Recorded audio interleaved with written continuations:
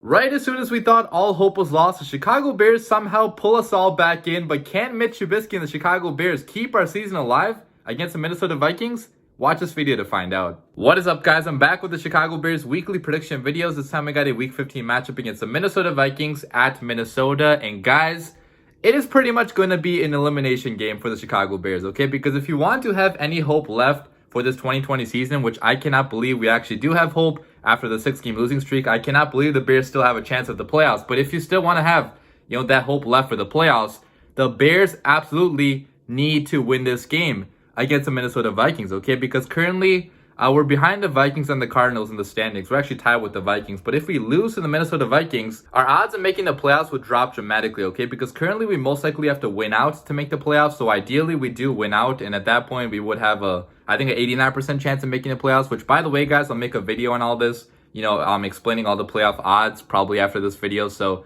stay tuned for that. But if we go 3-0, like I was saying, I think we have an 89% chance of making the playoffs. But if we want to go 2-1 and still make the playoffs, if we want to afford ourselves a loss, that loss cannot come against the Minnesota Vikings, okay? Because if it comes against the Minnesota Vikings, we practically have a 0% chance at making the playoffs. There's really few scenarios in which we lose this game to the Vikings and still make the playoffs. So it's pretty much going to be an elimination game for the Chicago Bears. Now, I've been seeing all the comments on my videos and on Bears social media and all that, and I know that, a lot of you guys want to tank the rest of the season still, okay? You don't think there's any point in making the playoffs because you feel like even if we do make the playoffs, what are we going to do, right? Like, we haven't beat many top teams this year. We went on a 6-game losing streak. What is the point of making the playoffs? Well, guys, I have to say to you that why would you not want to make the playoffs when you've seen the Bears in the playoffs so few times in your life, okay? Most likely. I mean, if you're anywhere around my age, we've only seen the Bears in the playoffs like 4 or 5 times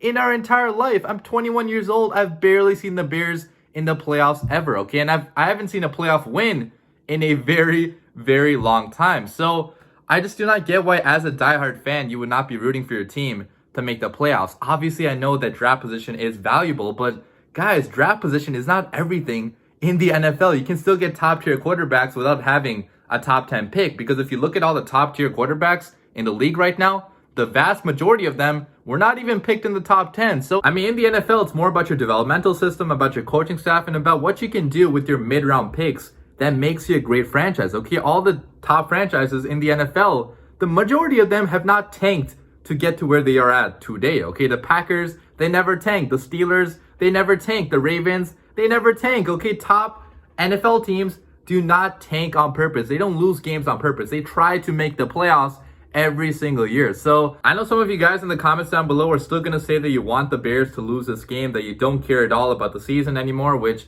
you're entitled to feel how you want to feel. But I'm just saying it's going to do you no good in the long run if you're getting this mad, this upset over the Bears winning, okay? So that's my rant on, the whole tanking debate, because obviously a lot of people have been talking about that, right, in the past few weeks, because after choking to the Lions, practically no Bears fan thought our team still had a chance to make the playoffs, because it seemed like our entire team had fallen apart at that point in time, okay? Because obviously choking to such a bad team like the Lions, it would not give you that much hope left for the season. But just the week after that, against the Houston Texans, we completely blew them out and dominated them in embarrassing fashion, okay? That's the thing too. If we barely beat this Texans team, which is pretty bad, I would not be that happy. I would not have a very different outlook on the season. But to dominate them in the way in which we did, by a score of 36-7, it gives you at least a tiny bit of hope still for the 2020 season, okay? And I fully realize, again, that this was a very bad football team. So at the end of the day, it could mean nothing in the long run. It could be just a lucky win against a bad defense, against a bad team, missing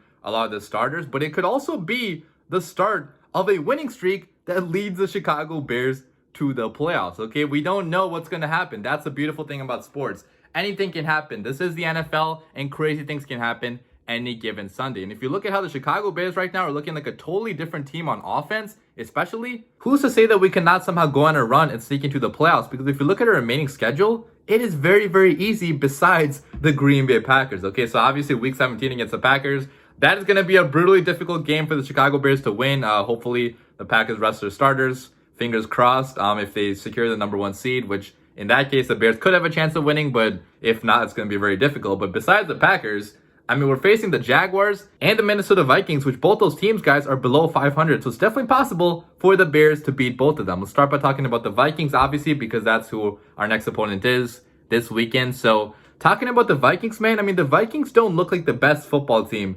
lately, okay? They lost 2 of their last 4 matchups. The 2 games that they did win came against some pretty bad teams, the Panthers and the Jaguars. That Jaguars win came in overtime, and the Panthers win, they barely won that game too, okay? They had to come back from being down, I think, 10 points or something in the fourth quarter. I forgot what the actual comeback was, but they had to come back in that Panthers game, and obviously they lost against the Cowboys, and last weekend against who they lose to, sorry. They lost to the Buccaneers, okay? So not looking like the best football team lately, but obviously they beat us earlier this season, so they do have the edge in the season series. But the Chicago Bears right now are playing much differently than they were earlier this season when we did face the Vikings, okay? We have a new quarterback now. We have changes on the offensive line. We have a new play caller, or actually I think Bill Lazor was a play caller for the Vikings game too, but that was his first game, I think, play calling. So maybe he has some experience now, which is going to help him. But I'm just saying, overall, this Bears offense is looking much, much better than it looked, last time we faced the Vikings. So it can be a totally different outcome, even though we did lose before. And obviously, if our defense can play like they played before against the Vikings, we do have a good shot at winning this game. But putting all that aside, let's start talking about the numbers in this matchup, start breaking down the stats. And I'll begin by talking about the Vikings offense, because obviously that is a strength on this team. So if you look at the Vikings offense right now, they're number 7 in yards per game, the number 14 in points per game. They're the number 6 rushing offense, the number 17 passing offense. They're number 5 in yards per carry. They average 4.9 yards per carry. So a really strong ground game, obviously. And they're also number 4 in yards per play overall. So they average 6.1 yards per play, which just means that they're getting a lot of big plays going down the field, okay? They're not just getting like small chunk plays. They're getting big dynamic plays every single week. And pretty much everything else I said in my last prediction video against the Vikings remains true for this matchup, okay? They still have the same team, obviously, and they're still playing as good as they were earlier this season, at least on offense, okay? On offense, this team is a very dynamic, explosive team. They have a very great offense because of all the talent they have at the skill positions, okay? They have 2 of the best receivers in the game. They have Adam Thielen and Justin Jefferson. Both of them combined, they have 1,838 receiving yards, 19 receiving touchdowns, and obviously they've been beasts all over the field, okay? Both of them can run routes very well. They can get in and out of their breaks super fast. They have speed, they have athleticism, they have run after the catch ability. So just handling these 2 receivers is going to prove very difficult for the Chicago Bears, because we are hurting right now in the secondary, okay? Both are starting outside cornerback and a starting nickel. They're questionable to play in this game. Obviously, losing Buster Screen is probably not going to hurt us that much, because Buster is not really that great anyways. But losing Jalen Johnson, our starting outside cornerback, that could definitely hurt us, and it's going to make it very difficult to stop all the weapons the Vikings have on offense, okay? And if you also look at, obviously, the running back, their main superstar on this offense, Dalvin Cook has been a monster all season long, okay? He has 14 touchdowns. He has 1,352 rushing yards. He has some of the best numbers in the game for all running backs. I mean, he's putting up damn near historic numbers this season. So stopping Dalvin Cook, as usual, is going to prove a tall task for the Chicago Bears. But last time, we did limit him to not doing that much for his standards, okay? Last time Dalvin Cook, he had 30 carries and only 96 rushing yards, which I think the majority of them also, they came after Akeem Hicks got injured. So if Akeem Hicks is actually playing in this game, which obviously he will because he's fully healthy now, the Bears could do a decent job at limiting Dalvin Cook, but it's still going to be hard regardless, okay? Because he is one of the most talented running backs in the entire NFL. And obviously, if you look at the quarterback, Kirk Cousins, man, I've hated on this guy so much in the past, but I just cannot hate on him anymore after what he's doing this season, because he's putting up great numbers this entire season, okay? His passer rating is super high, 102.7. He's doing a good job at protecting the ball now, which he wasn't doing earlier, but he only has 12 interceptions to 27 touchdowns. So, pretty nice touchdown to interception ratio. And overall, he's doing really good at pushing the ball down the field, okay? He's not only relying on dump offs and short routes, he's really getting a lot of deep shots going, and he's completing a decent amount of them, even with the bad offensive line. So overall, Kirk Cousins, man, he seems like a different animal this year. Moving on to the Vikings defense, though, they have been bad this entire season, okay? If I read you guys their stats right now, they're number 22 in yards per game allowed. They're number 24 in points per game allowed. They're the number 26 pass defense, the number 19 run defense, but they're really bad at creating turnovers and also at generating sacks, okay? At generating pressure. They're number 26 in the NFL in sack percentage because they don't have a lot of great guys on this pass rush anymore, okay? They don't have Daniil Hunter anymore. He's out for the season with the injury. They don't have Yannick Ngakoue anymore because they traded him away to a different team. So they don't have a lot of talent on this pass rushing core, which is why their secondary also is struggling a lot, okay? Because obviously if you can't get pressure on the quarterback, it makes life very difficult for the back end of your secondary, okay? Which is evident by all the stats. If you look at Cameron Dantzler, Tyler Boyd, the other cornerbacks they have too. I mean, they're all super young, all super inexperienced. And because of the lack of experience that they have and also the lack of passers that they have, they're not doing that hot this season. So I'm not really worried about the cornerbacks. I mean, I think our receivers can get open against these cornerbacks because they're not that talented. But I am worried about the safeties, okay? Both Anthony Harris and Harrison Smith, obviously, are two of the best safeties in the entire NFL, okay? In coverage and run support, all across the board,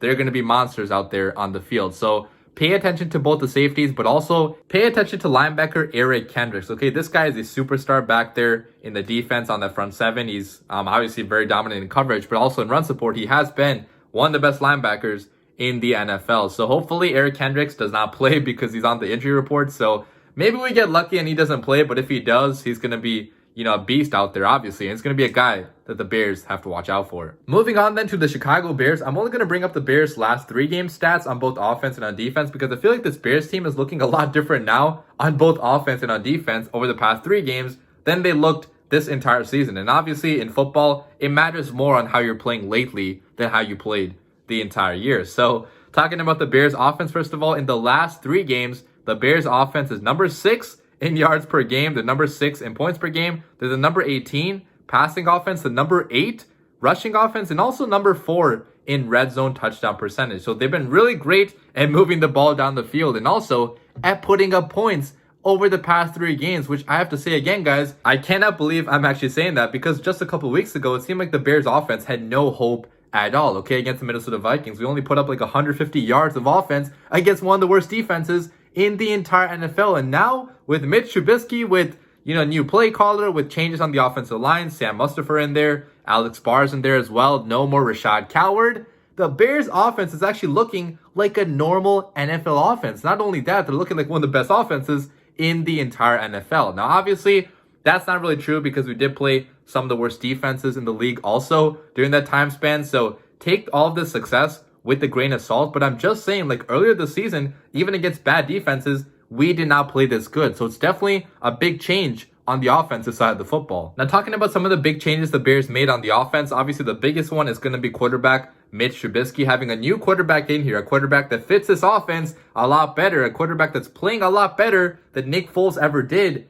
It is dramatically changing this offense because, guys, Mitch Trubisky, just with his mobility, with some of the stuff he's doing with rollouts, with bootlegs, all the stuff that Mitch Trubisky historically has been very comfortable with, it's really benefiting our entire offense. Because if you look at the Bears offense right now as opposed to just a couple weeks ago, it looks dramatically different in every single aspect, okay? And I do fully realize that we played 2 of the worst defenses in the NFL, but Nick Foles did that too, okay? Nick Foles went up against Tennessee, he went up against Minnesota, and he didn't do much of anything. In fact, he put up 2 of the worst offensive performances in Chicago Bears history in like back-to-back weeks. So, guys, Mitch Trubisky, whatever you want to think about him, if you think he has a future in the league or not, if you think he's not a great quarterback or not, you have to admit that the system we have right now in place for him, with Bill Lazor calling the plays, with Sam Mustipher up there, the rookie from Notre Dame, being really dominant on the inside, with getting Monty involved, with all these things we're doing for him, Mitch Trubisky actually looks like a pretty decent NFL quarterback, okay? If I read his stats right now, he has 1,336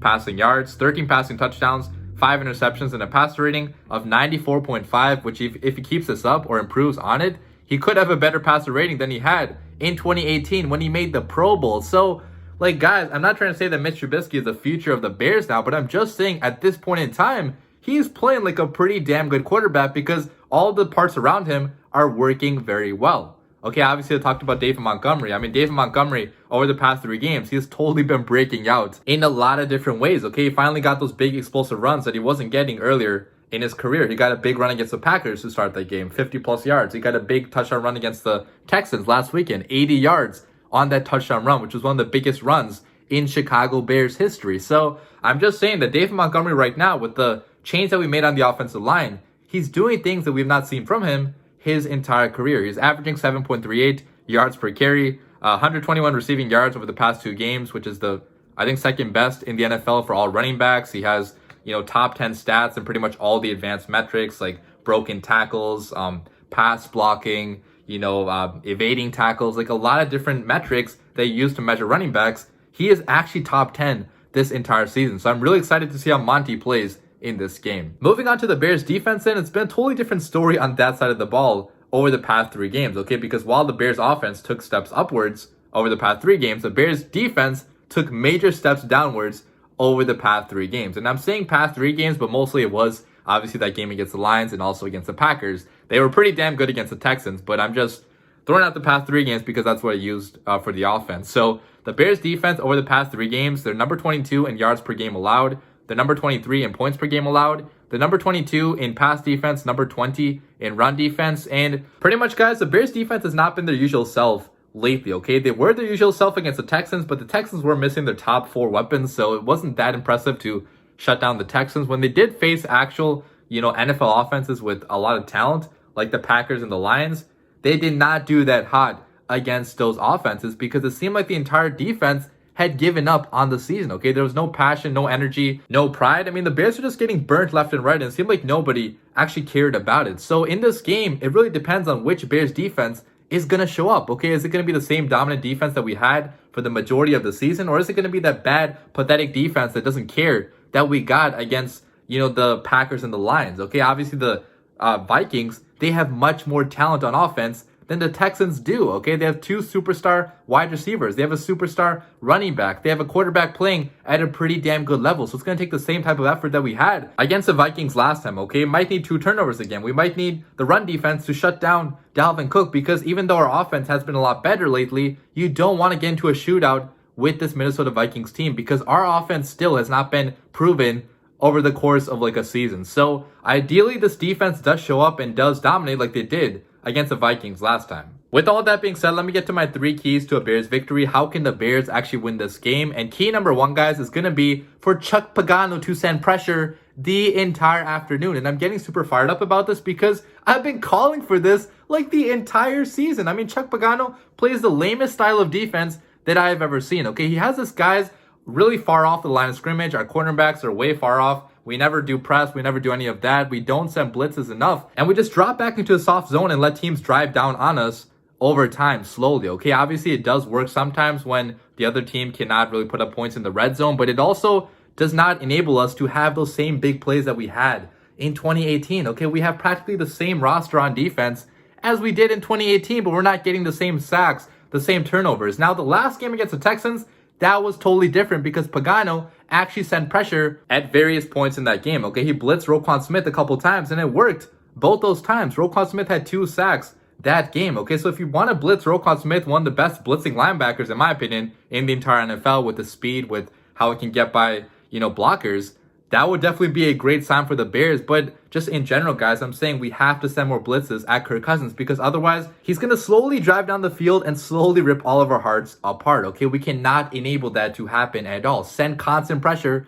the entire afternoon. Don't get him comfortable at all in the pocket because if he does, it's going to be a long night for the Bears defense. Key number 2 is going to be to stick with what works on offense for quarterback Mitch Trubisky. Now is not the time to switch your entire game plan up. And I'm mainly looking at Matt Nagy, okay? I know Matt Nagy, with how he is, with how he wants to be all cute and all, he's going to try to change things up a little bit, even if he's not, the main play caller, which I hope he does not do. But I'm just saying, guys, the same game plan that we had for Mitch Trubisky over the past 2 games, which really incorporates a lot of his strengths, okay? Getting him out of the pocket, getting him on these bootlegs, these rollouts, getting him under center, utilizing the tight end, also giving him a great ground game as well. Those are the same things we have to do against this Vikings team as well, okay? We cannot have him drop back in shotgun and having him pass the ball 50 plus times because that is not a recipe for success at all with Mitch Trubisky, like we have seen so many times in the past, okay? Get him out of the pocket, take advantage of his legs. Ask him what he wants to do as well because Mitch Trubisky said to the media today that over the past 2 games, he's been giving a lot of input on which plays he wants to see run. So, the coaching staff is finally listening to what Mitch Trubisky wants to do. And if we just keep on doing that, I think it's going to work out well against this pretty bad Vikings defense. Now, I do have to say, though, Mitch Trubisky is going to have to throw the ball deep down the field at some points in this game. You can still have the game plan consist mainly of short and intermediate routes like we did the last game. But the Vikings are probably going to prevent that from being the only game plan, okay? They're going to force Trubisky to, at some point, throw the ball down the field. And Trubisky absolutely has to connect on these deep balls, okay? His deep accuracy has not been great at all during his career. But if he can finally somehow get the deep ball going, that is totally how we can open up this offense. So that's key number 2. And finally, key number 3 is going to be to give Monty 20 plus carries. Please, I'm begging you, Bill Lazor, run the ball with Montgomery this entire afternoon because it's working so much in the previous games. Okay, our better blocking up front with Sam Mustipher in there, with Alex Bars doing pretty good run blocking, with, you know, all the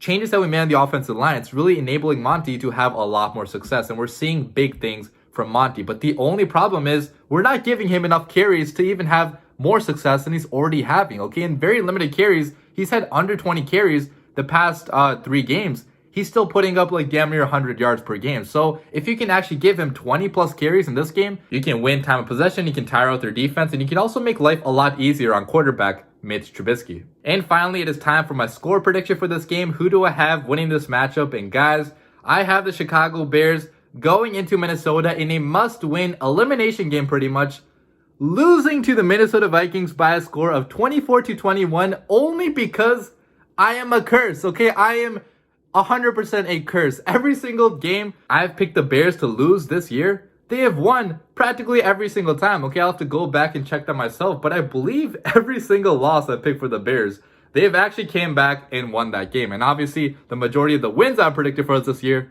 they have not happened at all. So I'm just trying to reverse jinx things here, and this is not like my official prediction. My official prediction, you know, I think the Bears are going to win this one by a score of 26-23, but don't tell anybody that. That's not the score I'm going to use for this video. My official prediction for the video is going to be 24-21 for the curse. But guys, putting all jokes aside, I mean, the Bears have a very good shot at winning this matchup. And I say that because, guys, the last time we played the Vikings, we got practically no output at all from our offense. We only got 150 yards from our entire offense that whole night, and we still almost beat the Vikings, okay? We only lost by less than 1 touchdown. So I'm just saying, if we can get anywhere close to that same defensive performance that we got against the Vikings last time, if, you know, Akeem Hicks is in here and he's doing well on Dalvin Cook, if we limit Dalvin Cook to not doing that much, if we limit this Vikings offense to only scoring like around 20, right now at this point in time, I'm confident the Bears offense can put up at least that amount of points, okay? Because we've seen that from the Bears over the past few weeks. Quarterback Mitch Trubisky looking like a totally different quarterback over the past 3 weeks. We're putting up a lot more points on offense. Okay, Montgomery is getting going. You know, we're getting the receivers going. We're getting tight ends going. Cole Kmet, he had, you know, a touchdown and a decent amount of yards over the past 3 games. So if the Bears can just do some of the same things that have worked over the past 3 weeks, I don't see why we cannot win this game, okay? Because the Vikings also are not a great defense at all. They're bottom 10 in defense all across the board. So if Mitch Trubisky can, you know, continue the same game plan, continue having the same success with this game plan that he had before, if David Montgomery can get going running the football, if our play calling is improved like it has been the past 2 weeks, I don't see why we cannot put up, you know, 23 plus points on this team, which should be enough, hopefully, to win this game. My offensive MVP of this game is going to be rookie receiver Darnell Mooney. I have him getting 1 touchdown and also 70 yards as well. And I say that because, guys, last time against the Vikings, Darnell Mooney actually had a pretty decent game in, you know, gaining separation on the Vikings cornerbacks, but Nick Foles could not deliver the ball to him. Okay, he was open on I think a 50-yard post route for a touchdown if Nick Foles just saw him. On a blitz, which Nick Foles just did not see Darnell Mooney, that could have been a touchdown for Darnell Mooney. So I'm just saying, if Mitch Trubisky can actually hit Mooney in this game at certain points in the game, Mooney could have a big night. So I have him being the offensive MVP of this game. My MVP on defense then is going to be middle linebacker Roquan Smith. I just feel like right now at this point in time, Roquan Smith is playing out of his mind. Amazing. Okay, last game against the Texans, he was all out there in coverage, making plays on the ball, but also while blitzing. Okay, he's been one of the best blitzing linebackers in the league actually over the past few years. It's just that he doesn't get blitzed nearly enough. So if Chuck Pagano actually decides to utilize Roquan Smith on the blitz, he can definitely have at least 1 sack in this game, which that would be very helpful for this Bears defense. But yeah, guys, that pretty much wraps up my video. I have the Bears losing to the Minnesota Vikings to, I guess, end our season, but deep down inside, I have us winning this game. So let me know what you guys think in the comments down below. Do you agree with my predictions? Do you agree with my analysis? What do you guys think about this game? And it's going to be a big game for the Chicago Bears because it is the first actual must-win that we have of the season. So hopefully the Bears win this to sneak in to the playoff hunt. But let me know what you guys think down below. And as always, bear down.